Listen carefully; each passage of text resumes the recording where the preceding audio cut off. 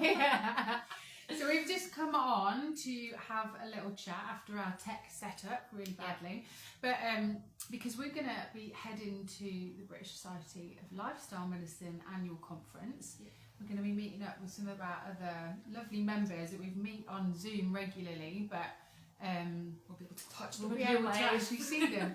And the great thing about it is that we're doing this Q&A with health professionals, with all sorts of different people, which will be a really nice way to do it. I think like standing in front of people and doing a big speech is not really the way it works, but being able to engage with some health professionals and to talk about what failed us, all of those things, but also what they can do to help. Because if they're there with the lifestyle medicine and they're looking into it, then they're already really interested in how lifestyle medicine can change their patients' lives, which is brilliant. Yeah. So that's in Brighton in not very long. I haven't really thought about it too much. 18th of September. Yeah. Yeah. And also we're bringing out some of these peer group webinars, which I'm really excited about, to get the people that are really interested involved in that. And you don't need to be a health professional to come on to those webinars. You can be a patient or somebody who's just interested in being able to nurture yourself, whether you're already living with an illness or whether you're just trying to prolong your life in the healthiest way that you possibly can. Yeah. And the brilliant part about it is because we get to meet up with other people and talk to them, and also to attend some of the seminars ourselves, then we're going to have a little bit of extra info, a little bit more insight into how that we can help you all. Because we're going to be doing another Pillars of Lifestyle Medicine workshop in November. Yes, 22nd. So we did our last one at the Solbeck Studio in Glasgow, and it was lovely actually. It was a really nice day. Obviously, because Jen made so much food that I got to take it home. I'm a feeder. Yeah, but it was really nice. Actually, you did a piece of work in that I've never done, which was really good. It was the values. Yeah. So do you want to have a little chat about how that works? Yeah. So I did. Well, first of all, we did the wheel of life, which a lot of people, if you've ever done any kind of coaching, you'll do a wheel to work out where you are in your life at this moment, but also for you to be able to acknowledge what parts of your life are going well, because so often we get caught up in all the stuff that's not going well. And then from that we looked at values. So I give out a spreadsheet with loads of different words on it that are all different values, like freedom and security, needs. And we do this in live coaching as well, don't they? They do it in all sorts of ways. Yeah, they do it in lots of ways. And what the point of it is for you to narrow down what your most important values are at this moment in time. And it's like your internal moral compass. So when all these things are in alignment, you feel completely fulfilled and like everything's moving in the right direction. When it comes to making decisions about things, whether you have to say yes or no, when you come back to your values and use your values as the guide, then you know how to respond, how to say what you're saying yes to, what you're saying no to. So say if you were like, right, you know, my values are healthy, nourishing food, but occasionally reaching for that bag of Monster Munch, it kind of brings you back into that, is this aligned with my values? But also, because it can get overwhelming when we're trying to change lifestyle itself, and I just spoke about this on a live with the lovely Jo, it's not going to be easy. You know, your body is going to want to revert back to the other things that make you feel comfortable, which for me would have been sausage sandwiches in white bread and tons of coffee and smoking and whatever. And so it's not about, right, okay, we do it at Christmas and New Year, where we'll eat like tons of cheese and then say, no, that's it, I'm going to just starve myself for January. It's not about that. No, I don't. I used to. But the thing is, and this is what I was talking to Jo about, is the body needs to understand that change is coming, really, and that's what you're talking about, isn't it? Because if we start to align the brain and the mind, and we're getting into that internal space, then actually we can start to build blocks to create that change, rather than going from drinking 2 bottles of wine to celery juice in like that.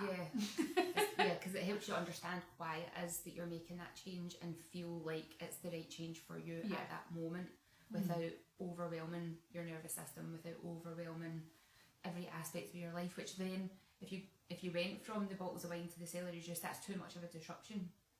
Like your body yeah. will reject that, and then you'll think that the celery. I mean, don't do the celery juice No, anyway, I but those kind of extremes are not helpful, because that creates a different kind of disruption in your body, and then you think, oh, this doesn't work, this healthier option doesn't work, and it will work, it just needs to be a slower transition. Yeah, and you also picked on a good point there, that the body needs to feel safe, and this was my story, was really like I could create all of the changes, but I was always go on that bit of purge and splurge type lifestyle, and until I started to do a lot of the body work and the nervous system work, it wasn't until then that I was like, oh, this is what I do when I feel like this.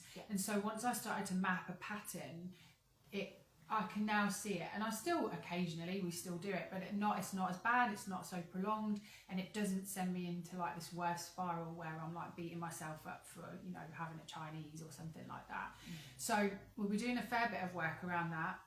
And what we did last time was we did an awful lot of talking to people, a lot of education, and I think what we're really going to do this time is to tap into how it feels. You know, not just the food, not the sensation, but how does everything feel? So when we're doing this work, so there'll be a little bit of breath. You did a really great lymph massage last time, didn't you, to show people how they could do that, and to make it a bit more interactive so that we can get a bit of feedback afterwards about how that felt, because I think that's a really important way to share. Like, I felt like that, oh my god, I felt like that too. And that's when you start to see that actually the evidence, and it builds confidence in what you're doing too.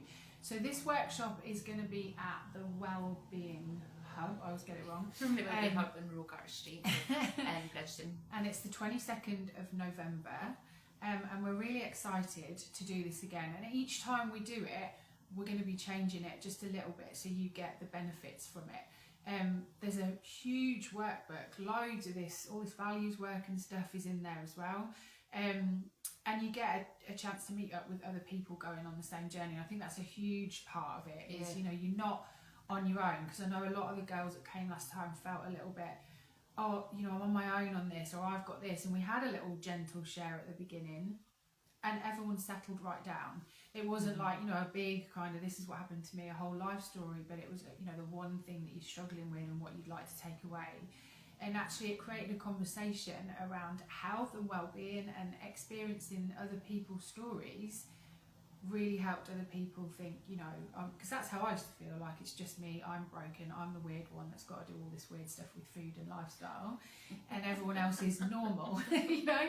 So it'll be really interesting. We hope you can join us. I don't know, is there anything else that we wanted to chat about just now? Was there anything that's come up for you that we wanted to just talk about? I know you've had a little bit of a down week, so you're probably switched off. I'm just like, brain is in a chilled space, which didn't come naturally to me. That's a conversation that's come up with quite a lot of business owners recently at networking events that I've been at, where the people have been sharing, and they're like, I just love what I do, but I don't want to take time away from my business because I'm working, and trying to get people to understand that you can love what you do, but taking time off doesn't mean sitting and doing absolutely nothing. It's about finding other things that are not your work, that are not your job, because that's all one part of the brain, one part of the nervous system that's in this drive, and you might be loving it, but that's all the adrenaline, and that will eventually burn out. And that's what I did, you know. That's what we did. Learn from what we did. We did that. You know, I think the big thing is, like, work is, you know, there's a good part and a bad part to what I do with work, because I love it, but actually it does help me cope through bad times. If I don't have things in my life like work, when things feel a little bit at sea, then I don't have an anchor. But also it's being careful not to use it as an excuse not to be in the world either. So I think there'll be a big part of this workshop that's definitely going to be on building that sense of safety, because my system, and I know what I experienced, was until the body felt safe, I couldn't start to do the work that I need to do. And I just said this to Joe as well, was I was well, but emotionally and mentally not very healthy. So I could be in the world, function in the world, but I wasn't really enjoying my life. And until I did that piece of the work where I could connect with other people, feel confident in my abilities to grow what I want in my life, then nothing really changed. And so what the life that I live now, it's not perfect, but it's certainly 100% better than anything that I experienced before. So we'll be talking a little bit about the autoimmune therapy, the safe and sound protocol, how that can help. And we're really looking into some of your feedback, because we'd really like to develop this into a course as well, taking all the pillars one by one and doing just kind of an hour really. We said keep it kind of bite-sized so that people can get what they need out of it. So we're really excited about November, and we're going to be back on next month to do a little bit. We'll pick a pillar maybe and work on that next time. Maybe something that's come up for us in the conference, and we'll be sending lots of videos of like and enjoying stuff. Double chins. Or Jen might just be going to sleep to get away from me, one or the other.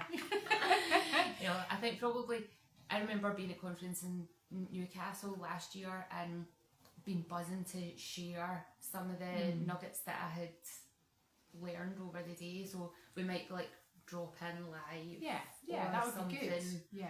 Thankfully we're not sharing a hotel, otherwise we'd be at you all the time. So we need to rest. Jen's very lucky to not have me on her doorstep.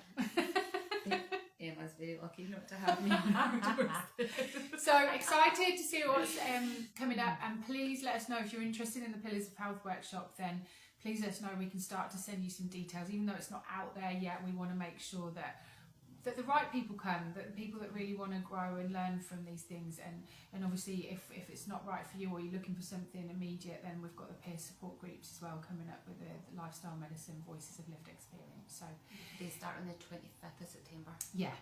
We'll put I've put something on my stories, but we'll keep reposting stuff about that, and I'm sure loads will come out of that, and it's a learning experience for everyone involved too, so it's exciting to see what comes. So thank you for joining us. Thank We'll you. see you later. See you soon.